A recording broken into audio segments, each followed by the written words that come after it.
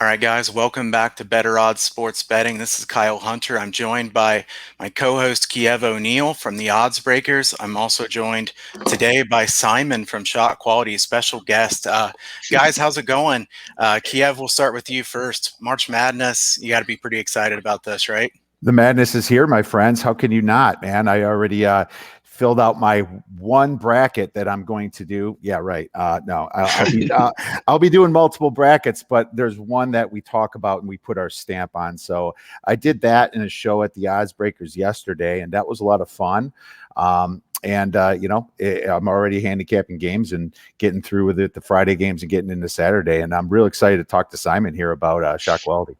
Yes, Simon, thanks for coming on with us today. We certainly appreciate it quite a bit.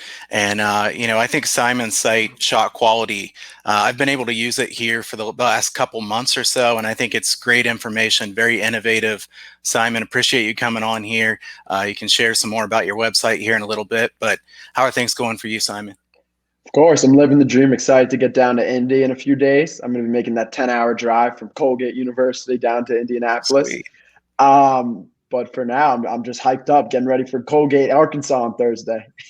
All right. We should have that as one of the games we're going to talk about, Simon. I think we might have to. I'd feel bad, honestly, because I can't talk. It's just like, it'd be too corrupt. It'd be too corrupt.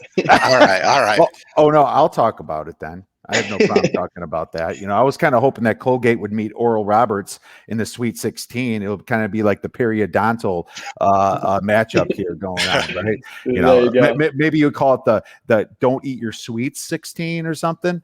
I don't know, but it'd be really cool if that happened. But either way, man, it sounds like you're from Colgate, and I'll be rooting for you because I might have a little upset pick with Colgate myself. Ooh, I love it. That should be a fun game, certainly. So let's get into some of the games that we wanted to break down here. The way we're going to do this show is we're going to break down several games. Several of these Simon picked himself as ones that Shot Quality has a strong opinion on here, and then Kiev and I will give our thoughts on those games. At the end, we'll give our final four. I think all of us are going to differ some on the final four, so it'll be interesting to see about that. And there might be some disagreements on these games as well, which we'll see. But let's start things off here with App State and Norfolk State. So I'm looking at the current odds. App State here favored by 3 points, -3. Looks like about 134.5 the total for this one. Kiev, why don't you start us off here on App State versus Norfolk State? Well, I think the interesting thing for this matchup is you have two conferences that are not power. They're not Power 5 here. And I think when you look at this matchup, you scratch your head and say, well, how good is the Sun Belt here? How good is the MEAC? How do they compare here? So I at first I was kind of thinking App State. Now I don't know. I mean, Norfolk does lead them in shooting percentage, 3.6% to 41.5, and in 3-point percentage, 36.9 to 32.4. Rebounds per game by 1, right? 37 to 36. App State is better at turnovers, 11.8 to 13.1. So that's a fault on Norfolk there. And free throw percentage, 73.7 to 70.6. So the kicker for me is that Norfolk State shoots better in general. And they hold opponents to 47.4%, shooting to 50.4. Now, I'm not saying that this is a play right or anything, but I'm kind of shy away from this game. I think I'm not sure the Sun Belt is as good as people thought it was. Maybe Simon's got some more on it. Yeah, Simon, why don't you get a second here? Yeah, honestly, the Sun Belt conference to the MEAC, it's like a huge difference a pretty significant difference on the system, just because there are some really good teams in there, like Georgia State, Coastal Carolina. So right now here, Kyle, if you want to share, let's see if I can share my screen quickly and show you. Like the prediction based off the shot quality numbers actually has Appalachian State by 14 in this game, which is significantly different than the spread. And if you look at this visual here, Kyle, I don't know if it's up right now. Is it? No, it's up. It's up. Yep. Okay, good. Yeah. If you look at this visual here, basically this is like the quality of shots Appalachian State's got all season, and this is Norfolk. And basically, like, it seems like there's a pretty significant gap. And this is adjusted, obviously, based off strength of schedule and everything. And it looks like Norfolk State is on the up. Like, clearly there's an increase starting at game 10 up to 20, but there still is a pretty significant gap in terms of the quality of looks they've been getting the last few games. So I do have, and this is probably a good introduction here to your site. Why don't you tell us a little bit how shot quality works and maybe how it differs through some of the mainstream sites like the Ken Palms out there? Yeah, so basically, as the name would indicate, it's basically just all about the quality of looks each team is getting on the course of the game. The truth is about basketball is there's so much luck involved because there'll be games where Luka Garza misses 5 wide open layups or Corey Kispert misses 5 open threes. Like, aberrations happen in the game of basketball, and basically the goal of the site is to dispel the luck and really just deliver the objective results based off each player's individual percentages. So when Corey Kispert takes a wide open catch and shoot 3, or he takes an off the dribble 3, the numbers will fluctuate based off guarded, open, and all these different variables. And so far, it's been very predictive in terms of winning. So, yeah. Oh, nice. Good background.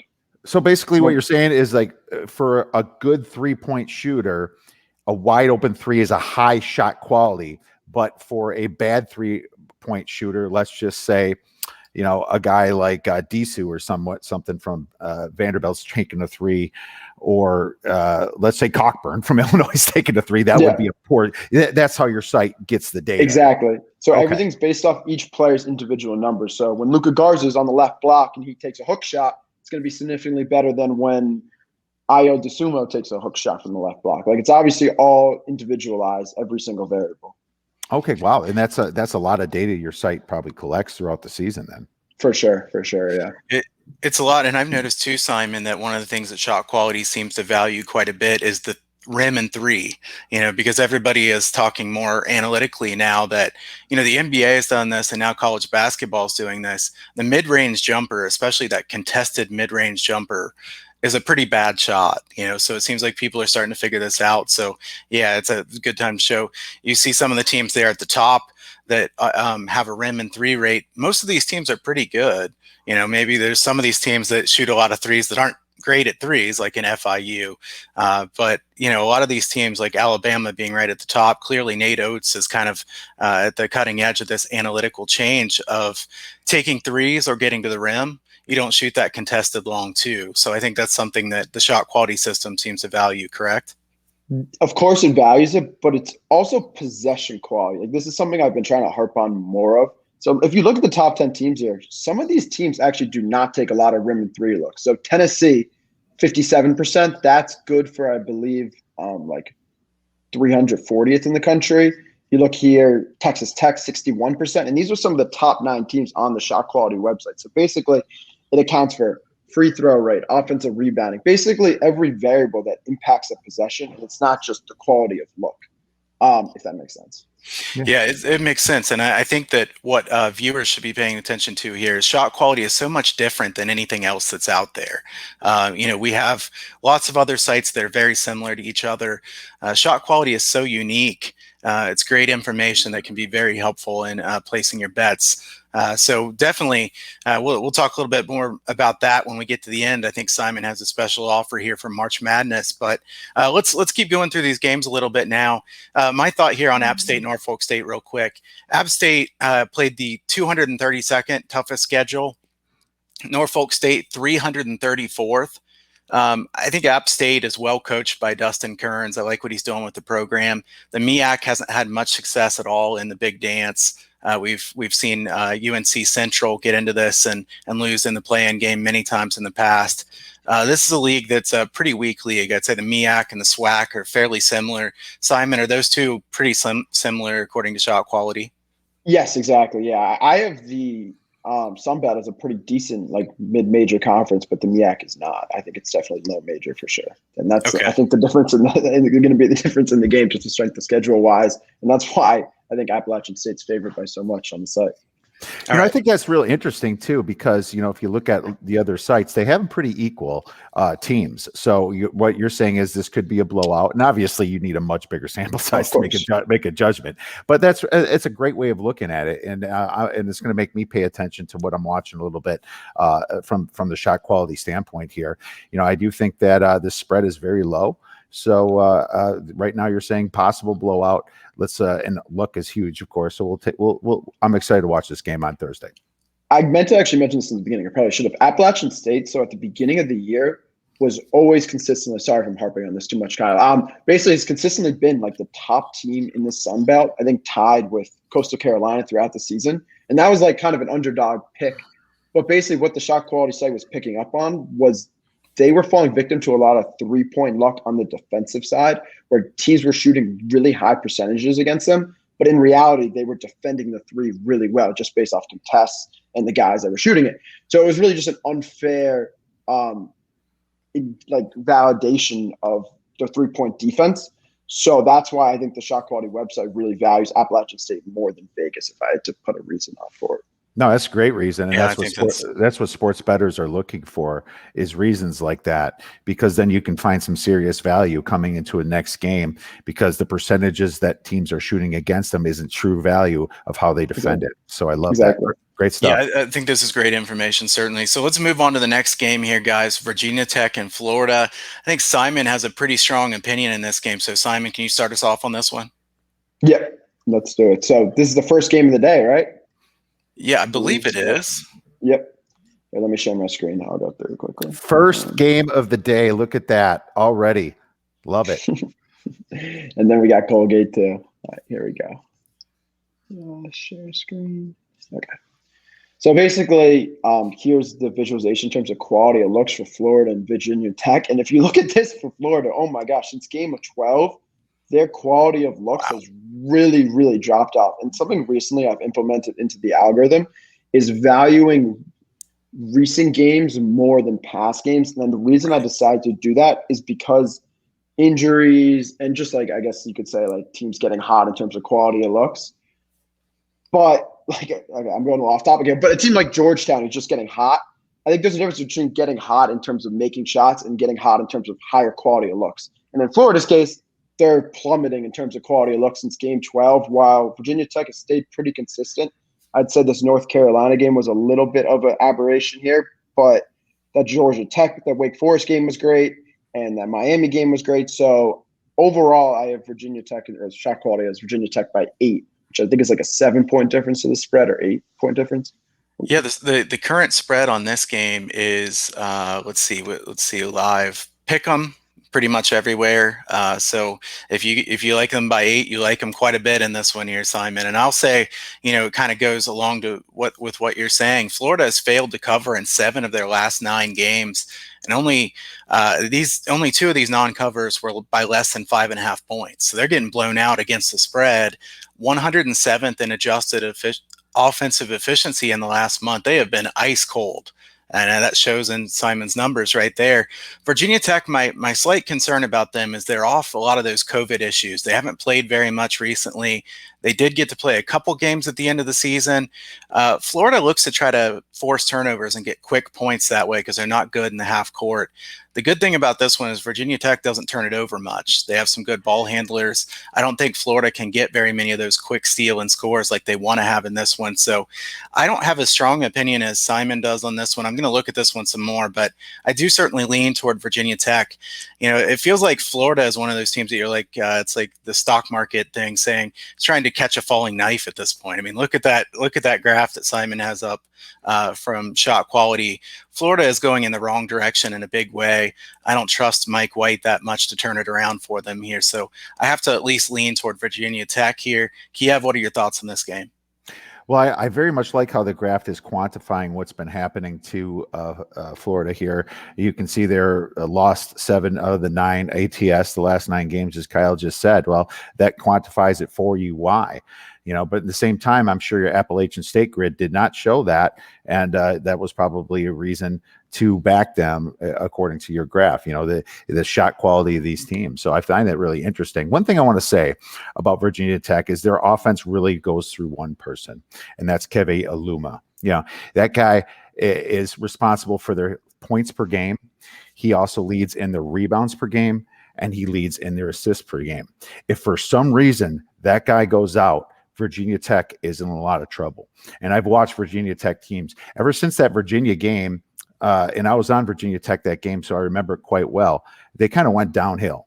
And I am a little bit concerned about that.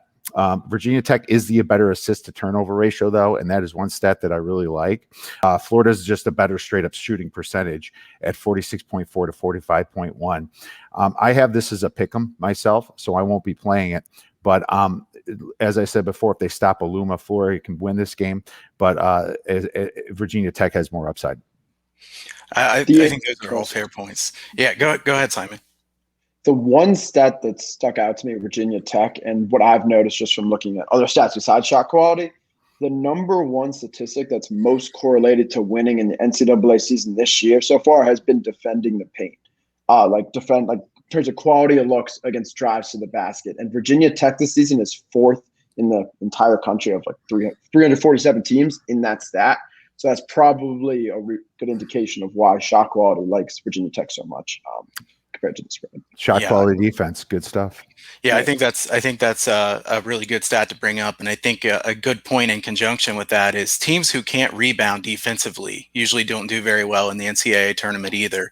Offensive rebounds, second chance points can be really detrimental to a team's chances. So obviously, if you're giving up a ton of offensive rebounds and easy putbacks, you're probably not that great at defense in the paint. So that also would tend to go together. So that's our thoughts there on Virginia Tech and Florida. Let's start us off here on Utah State and Texas Tech. I'm going to start on this one, guys. Those of you who followed me for a long time know that I'm mainly a totals better. And I like the under in this game. I like Utah State and Texas Tech under the total. I see 131.5 here, 132, mostly 132 on this one. I'll take under 132 for Utah State and Texas Tech. Chris Beard's teams always play great defense. We know what kind of defense they're capable. They're not quite as good on defense this year as they have been some years in the past, but they're still very good defensively. Also, Utah State, excellent defensively. Neemias Queta down in the paint, he's a tremendous player. He changes the game in a big way. I think he could be a problem for Texas Tech on the offensive end. At the same time, Utah State has not been seeing teams that are near as athletic or as good defensively as what Texas Tech is. I like Utah State. I think Craig Smith's a really good coach. So is Chris Beard. I think this is a fantastic coaching matchup. The thing is, strength of schedule, Texas Tech 59th, Utah State 119th. Utah State's been able to dominate in the paint in the Mountain West. They've outscored opponents by 8.7 points per game in the paint. I don't think they can do that against Texas Tech. Look, Queta's going to do well. He's not really a scorer down low. He's more of a shot blocker than anything else. But I think that this game projects as one of those games where you could see some poor shooting percentages, a lot of tough shots, not too many open looks here. So I like the under in this one. Simon, why don't you go second on this one? Yeah, so I also like the under as well. The total for the shot quality on this game is 129, which I guess is pretty close to what the line was. Was it 132? So it's a slight difference. But overall for the game, this is another one where I feel very strongly about Texas Tech. Those reasons you mentioned earlier. Craig Smith's defense, first of all, he is a great coach. I think last season he led the country in ATO, like efficiency on ATOs. Incredible coach. But that most recent game against San Diego State, they got really bad quality of looks, and they obviously lost the game, I think, by 13. So I just think they're not on the up right now. Here, I could show the graphic of the teams right now quickly. But yeah, I think the spread I have for the shot quality side right now is 13 in that game. So pretty big difference to Vegas on this one as well. A lot of big differences on the ones we're talking to. I feel like a lot of them aren't as big as the ones we've been talking about recently. Well, we did that on purpose, everybody. So yeah, we did a little bit. Yeah. Yeah. So well, Simon, I was going to take some alternate lines with all these massive differences that you got here, buddy. So if you want the best expected value, that's what you got to do. Plus 250. Look at that. So there's your graph on it. Looks like Utah State's going down. Here, this San Diego State, they're in the 23rd percentile of college basketball in terms of offensive quality of looks against San Diego State. So you can see they've really been on the down. And Texas Tech, despite losing some Big 12 games, they're getting good quality looks in these games. And they're one of the perfect indications of what I was mentioning earlier about possession quality rather than shot quality, because they don't take the best shots. They take a lot of mid-range jumpers, but they get great offense because they draw fouls, because they offensive rebound well. They don't turn the ball over. And it's about the holistic view, not just shot quality, obviously. Okay, quick question here for Simon too. I'll put you on the spot a little bit here. Of course. Shot quality, I assume likes Mac McClung quite a bit, right? I know you look at individual players as well, as far as what kind of shots they get, things like that. I assume Mac McClung gets pretty good shots himself. I don't know how he rates compared to the other guys on the team. Yeah, he does. Not calling me out at all. So short mid range is in the 81st percentile of short mid range. I don't know if you've watched. He's a great mid range shooter. Long mid range is in the 61st. Catch and shoot threes is in the 80th percentile. Drive to the basket, he's like 50th. But the interesting thing and the reason he won't grade out as well on the shot quality website overall is because he takes so many of these mid range shots, which are good shots for him, but not necessarily good shots for the grand scheme of things of college basketball. So he doesn't grade up incredibly well. Overall, he's in the 57th percentile of overall efficiency. So pretty good, but not like incredible. Yeah, I think the one thing you're showing right there too, the turnover frequency, that's been one thing that some people have talked about with him. He does turn the ball over a little bit too much. He's a Yeah. little bit careless with his passes, not the best ball handler I've ever seen. Clearly a good player and somebody you want taking the last shot of the game. Oh, of But course. he does have some turnover issues. I don't know that Utah State's the team that's going to expose that as good as anybody else might, because Utah State's more predicated on impacting shots and making you take a tough shot than they are at forcing turnovers and stealing and scoring really quick. So I do think this kind of sets up pretty well for Texas Tech here in this one. Kiev, what are your thoughts on this game? Real quick off the subject, did Mac McClung transfer from Georgetown as a grad Oh, transfer, or was it just normal? I'm not sure on that. I thought it was normal. And what I was going to say is, imagine if he stayed with Georgetown this year with how good Georgetown's been looking over the past 5-6 games here. So really interesting to me. So he's a junior, by the way. yeah. Okay. Yeah. So he had some eligibility left, and that's what I thought. Real interesting that he left there. But either way, I like Mac McClung as well. Here's the problem with Utah State. They turn the ball over a lot, 19.6% of their possessions, while Texas Tech ranks 8th in defensive turnover percentage. They're going to get the ball from Utah State. And I'll tell you why Utah State got their butts beat. Well, I wouldn't say got completely beat by San Diego State, but San Diego State had ball pressure. Once they're giving them ball pressure, don't let them get anywhere near the 3-point line. Don't let them shoot. Don't let them breathe on defense. That's what's going to make Utah State lose this game. And then they get careless and they turn the ball over. And that's why I like Texas Tech and Chris Beard here too. I think Chris Beard's a great type of coach for this situation. And I know Neemias Queta, I always say it wrong, is a fantastic 7-foot player, but they just tend to struggle on these teams that can really get in their face. So I lean Texas Tech right now. I'm going to watch this and see if Utah State's a little bit more of a public dog. Maybe we'll get down to 3.5 or something like that. So I'm going to lean on Texas Tech.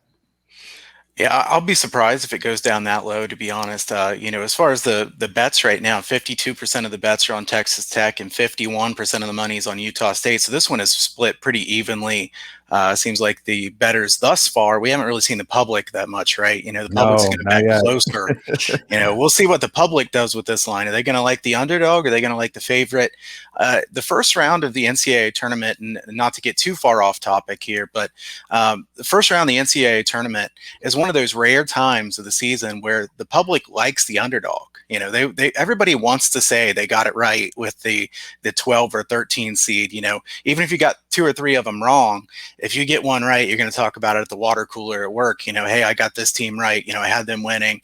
It's something like that. So, it's something to brag about for a lot of bettors, and public bettors are probably going to like some of these underdogs. It's also something to be wary of because these public underdogs have not done great in the long term, especially ATS. So I think we all kind of agree there on Texas Tech minus the points. I like the under as well in that game. Let's go to North Texas and Purdue here. This game right now, Purdue is favored by 7.5 points. The posted total 126.5 here. I'll start with this one, guys. I have 2 strong leans on this game. I like North Texas here, and I like the under. And I can't decide if I'm going to bet both of these, one of these. I'm going to bet something on this game, but I'm not sure exactly what yet. I think Purdue is one of those teams that has some really drastic home road splits this year. And to me, this is a young Purdue team that has not played very well on the road or on neutral courts. You've got a North Texas team that is really well coached with Grant McCasland. I think McCasland's an excellent coach. They're in 25th percentile according to Ken Palm and Luck Factor, and I'll have Simon talk about that in a minute. I assume North Texas has not been very fortunate according to shot quality either, but this is a team where North Texas has 3 guys shooting better than 38% from 3 on over 50 attempts. To me, Purdue's a team that really relies heavily on post-ups. We know they have good big guys, very good big guys. North Texas has been excellent at post defense, only allowing 0.80 points per post-up play. That's in the top 10 in the nation. So they do have really good post defense. I think that's vital against a team like Purdue. I think Purdue could struggle down low. Very low total on this game. It's hard to take under 126, 126 and a half, because obviously all it takes is some kind of foul fest late and you lose the under. But I do think this will be a low-scoring game. North Texas plays very slow tempo. This one's going to be a grinder.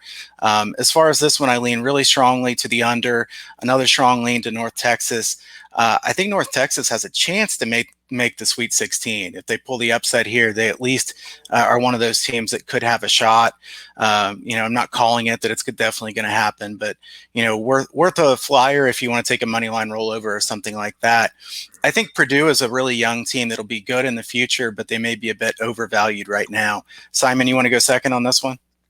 Yep, I can do it. So currently on the shot quality website, we have Purdue ranked as the 48th best team, and then North Texas ranked as the 57th best team. So very, very close, especially for a 14-3 matchup. Like this is one of those where this is probably one of my favorite upset picks. And it's so frustrating because my shot call, the algorithm bracket will put Purdue to win.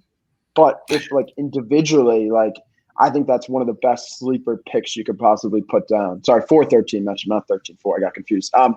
But yeah, currently I have Purdue winning the game by 2 points, which is obviously really, really close. Okay, yeah. And what's your total on that one, Simon? I have the total at 144. What is the total that Vegas has? 126. Oh my gosh! Yeah, I'm surprised. I'll have to disagree with the shot quality stuff on that one. I think that seems awfully high. But yeah, that's a really high one. Yeah, I think North Texas plays slow enough that it's going to be really hard to get to that unless they really shoot lights out in this game. So, you're on neutral court where you haven't usually played. That's usually good for the under. Pretty low total here. I think it's low for a reason. I agree with North Texas being a good look here. I think they could win this game outright. Kiev, what are your thoughts on this game? Well, I'm going to disagree somewhat with you guys on this because I have it close to the spread. I think the spread's pretty right at 7. My problem is I don't think Conference USA is that good at all. If you look at North Texas' schedule, when they did step up in class, they played Arkansas, and it was early, of course, in the year. That's when non-conference games mostly get played. They get blown out.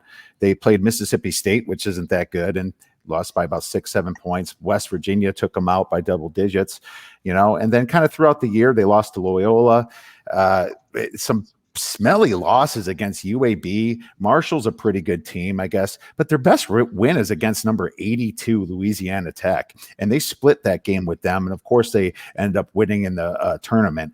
I don't like how they left themselves vulnerable in that tournament. Now, I know that there is a good trend that you do take the dogs when they have a slower pace in the NCAA tournament. That's very true, and that's probably why I'm not going to play Purdue. But the truth is my number is at 123 on the total on this one. So I actually lean to the under, and this might be a play. I'm actually really hoping that this total goes up a little bit. I don't think it will go up too much, but hopefully the public does influence it. So I got my eye on this game. Yeah, I think that's fair. I don't think this total will go up too much, but I also don't really think it'll go down. Not too many people are going to want to bet the under at that low of a number, especially the public. So let's get to our final game we're going to talk about, and we'll do this one here pretty quickly so we can get to the Final Four talk. I'll let Simon start us off here. Iona versus Alabama. This is one where I believe I don't really have much of an opinion here on the side. Maybe Simon does on this one. Going back to the North Texas Purdue thing really quickly. I actually had the wrong total. I totally had it wrong. I have it 129, not whatever I just said. Okay. All right. So 129 I said like makes I think I said like 142 or something. Whatever. Yeah. So Iona, Alabama. This is another one where I actually like Bama. I feel like the line is moving towards Iona in terms of like what I would expect, just because of like Rick Pitino narratives and stuff like that. Just because he's coming to the tourney with his fifth team, like people trust him just as a coach. So I think Alabama is like such a significantly better team. Like in terms of regions, if I just posted a graphic on this today, basically Alabama's in the top right quadrant, all the way in the top in terms of offense and defense, while Iona's in the bottom left in terms of worst offense and worst defense in the region. So I really do think Alabama's going to smack them, and I think the minus there is a good bet for Alabama. Okay, right now we see the line at about 16 and a half, Bama by 16 and a half or 17. That is down from 17 and a half. 61% of the money is on Iona in this one, which does surprise me, to be honest. Look at who Iona has played this season. They haven't played anybody even close to Alabama. And Iona, had the really long COVID pause, came out of it, played pretty well. Pitino back in the tourney, everybody wants to talk about that. Bama runs, shoots a lot of threes. Iona has not faced this kind of firepower all year. It's hard to see Iona slowing down a game. And we've talked about, Kiev even alluded to the fact that slow-paced underdogs have done well ATS. Faster-paced underdogs have done very poorly ATS. And Iona is not going to stall in this game, they're not going to be very capable of doing it. I think they're going to get behind early in this game. I also think this could be an over game. I don't really love taking a bunch of overs on neutral sites, but I think Alabama is going to score their points here, and maybe late in the game, Iona is able to score as well. Simon, as we're talking here, maybe you can pull up what you have for the total on this one as well. But I think Iona is a fairly fast-paced team. We know how fast Alabama is. Alabama's going to score their points. The question is, how many points is Iona going to score in this one? Yeah, so I have the – oh, sorry. You go, Kia. Oh, no worries. You can answer that. No, you got it. Because I want to share my screen anyway. So okay, sounds good. So here's what I think the Metro Atlantic Athletic Conference is one of the worst in basketball, even though I love to bet it. But Iona's really stepping up in class, and you're facing the SEC champion in Alabama that plays extremely fast, which means that they can blow this team out, in my opinion, if they want to at the end of this game.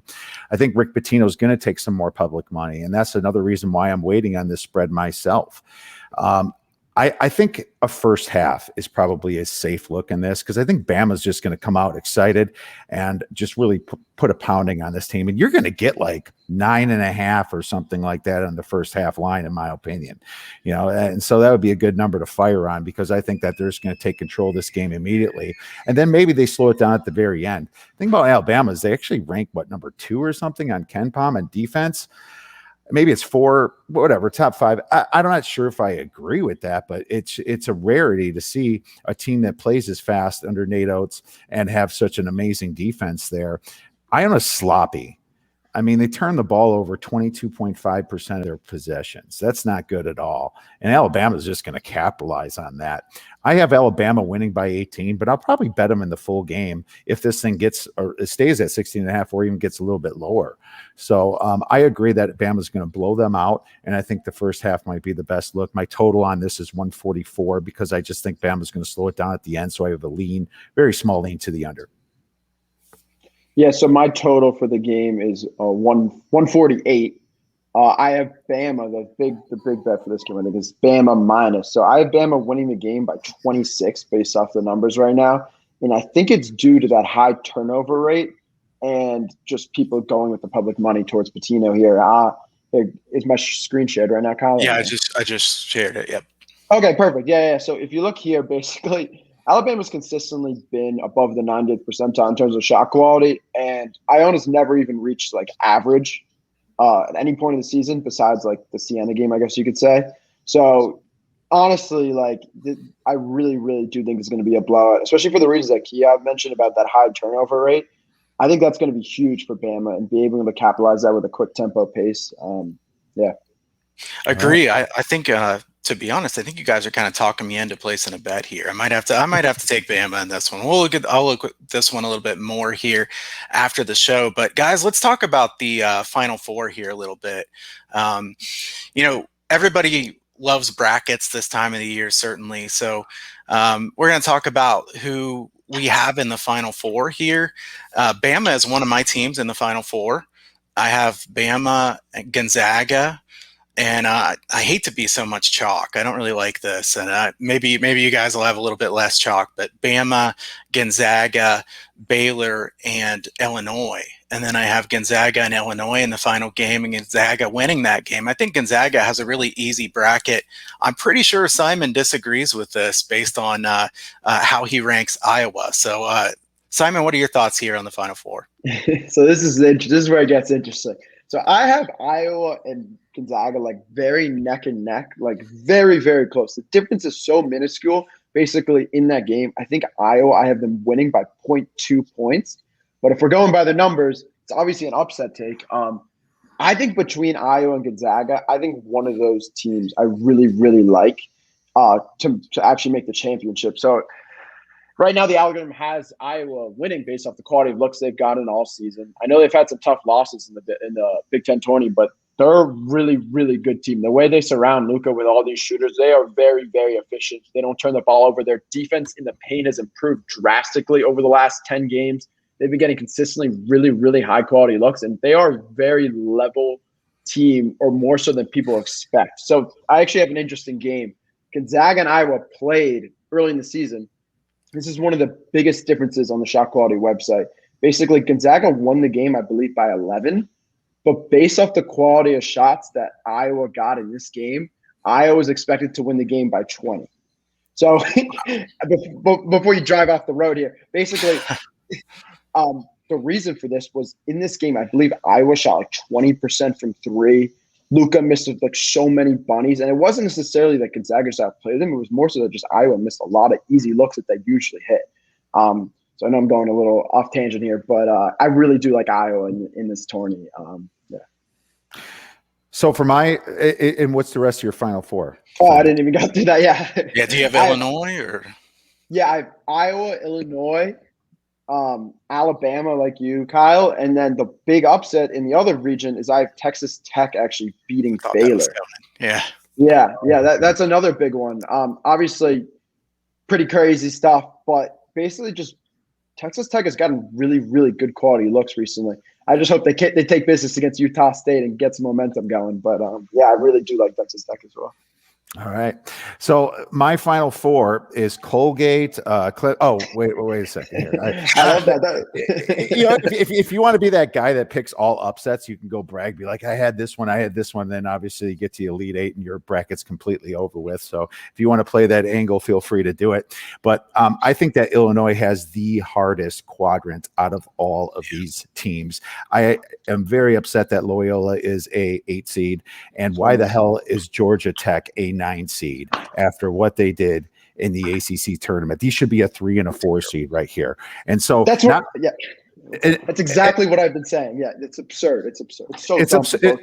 It is. And not just that, Illinois has got Oklahoma State with the best player in college basketball, and Likely is back as well. So they got to face that. West Virginia sitting there lurking as well. Just in Houston, I'm not, and I know you like Iowa, but besides that, I'm not a huge fan of the 2 seeds. I think the 4 seeds personally are just as good as a lot of these 2 seeds. Illinois got the shaft, and that's the team I'm taking out. I have Oklahoma State winning that bracket because I think Illinois is going to have such a hard game against probably Georgia Tech, but maybe it's Loyola. And then they come the next week to an Oklahoma State team that's just can't stop scoring. And Oklahoma State played Texas, and Texas was so hot, shooting 65% in the first half. That's why they lost that game.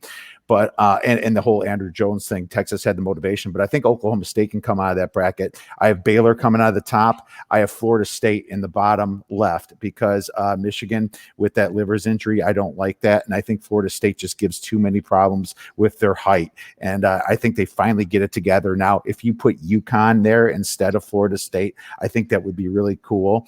I think UConn It plays defense, and I like the fact that Bouknight's been playing well. He's back, and a lot of their stats don't have Bouknight in it because he played for a third of the season, maybe a quarter of the season. And I have Gonzaga at the top of the bracket, so that's my Final Four. I have Baylor beating Gonzaga in the final game, and I have Baylor cutting down the nets here because I think they get back to what they were in December and January. Now, what I will say is a lot of people say that Gonzaga's gifted the Final Four here because they played Kansas already, they played Iowa, and they played Virginia this year. My question to you guys, is that a good thing for Gonzaga, or maybe it's not? Go ahead, Simon. Go ahead. I think that's a bad narrative to follow. I've seen some people tweet that, and like just because you beat a team, there's so many stats about you beat a team the first time, like second time, especially this season. It's been a struggle, and I think usually the spread moves the other way. Usually when that happens, at least 1 or 2 points from Vegas' perspective. And even in that game I was mentioning with Iowa Gonzaga, like Iowa got better quality shots in that game. So I think that's a really bad narrative to play off. Oh, they've beaten all these teams, so it's an easy path. Okay, so my only caveat to that Gonzaga-Iowa game, Simon, would be Gonzaga was off that COVID pause, and that was their first game back. They hadn't even been able to practice, so I wonder if they got worse shots than they should have, partially because they hadn't even been practicing, and some of the guys weren't at full go in that one. So I do like Gonzaga if they play Iowa again. So we'll disagree a little bit on that one. I think that some teams have shown Iowa to be a bit soft at times. I think Iowa is not a great team as far as physical toughness. Wisconsin has played them pretty tough. I don't think Wisconsin's that great of a team. Iowa, to me, a good shooting team, but if you're relying too heavily on the outside shot, you could be in a bit of trouble. I still don't think they're a great defense. They're certainly much better than they used to be defensively. So Kiev, I also agree on the Florida State being a good value. I think Florida State could be a problem for Michigan in that game. Michigan at this point, as good as they looked for a lot of the season, it feels like they kind of peaked at the wrong time. And I have to say, just real quickly, just because I have to vent, Loyola Chicago was absolutely hosed in this one. You guys are totally right. I have a future on Loyola to win at $40 to win $10,000, and I can do nothing with it right now. What am I going to do? They have to beat Georgia Tech, and then I have to try to get out of it if they play Illinois because I think they would lose that game. But honestly, I don't know if they're even going to beat Georgia Tech. They gave them a really tough first game when I feel like they should have at least been a 5 or 6 seed. There's no way they should have been an 8 seed. Clemson's a 7 seed and Loyola's an 8 seed. How did that happen? I still have no idea how that happened. It's hard to believe Clemson could be a 7 seed. Georgia Tech could be a 9 seed also. Georgia Tech just won the ACC tournament. Clemson loses to Miami. Congratulations, Clemson! You get a 7 seed. So that's my vent for the day. But let's finish this off. I know Simon. Let's wrap things up here. Simon, talk a bit about shot quality and how viewers could take advantage of shot quality and what you have available here for March Madness. For sure, yeah. So we're predicting obviously every game in March Madness, given a breakdown, like I kind of shared my screen with. In terms of who's getting better quality looks in the last 5, you can see that interactive visual. It also displays like the 5 best or 5 worst stats each team does. And I think that's just an easy tool to comprehend and conceptualize for a fan deciding for picking teams, because there are times where just because a team is favored or getting better quality looks, there's times you kind of have to go off that and think about the fact that, okay, Iowa's going up against Hunter Dickinson in this matchup. Like, how is that going to affect their most efficient player? And that's stuff that obviously the numbers can't always capitalize on. So sometimes you have to use a little personal intuition on that. But yeah, so the package is $74.95 for the rest of the season and getting access to the bracket, all the interactive visuals, and all the predicted games. And for everybody out there, I like I said, I've been using this information. I think it's great information. I think if you're a serious sports bettor, it's great information to have. It's also, like I said, cutting edge. It's very different from everything else. Simon's doing a great job with that site, so I highly encourage you to check out that information. $74.95 is a pretty low price to pay for all that kind of information. So he's kept it very reasonable price-wise. Kiev, why don't you talk about what's going on at the odds breakers? So before I get into that, I do want to say that I think it's an advantage for the teams that played Gonzaga And I think it kind of gives those teams confidence. Not saying that they're going to beat them. I do think Gonzaga does beat Iowa, but at the same time, that Virginia game's I think going to give Gonzaga some more problems just based upon Coach Bennett there. And I think Coach Bennett is a top 3 coach in all of NCAA. So I don't care how that his team's down. I might be playing on Virginia, and it's going to be a big number. So just wanted to quick throw that out there. As far as us, check us out, theoddsbreakers.com. We have plenty of Oh, terrible timing. Terrible timing. Bad timing there, everybody. I'll try to we'll see if Kiev comes back on this one. I'll give a quick plug for huntersportspicks.com. Head over to huntersportspicks.com. You can sign up for the free picks newsletter.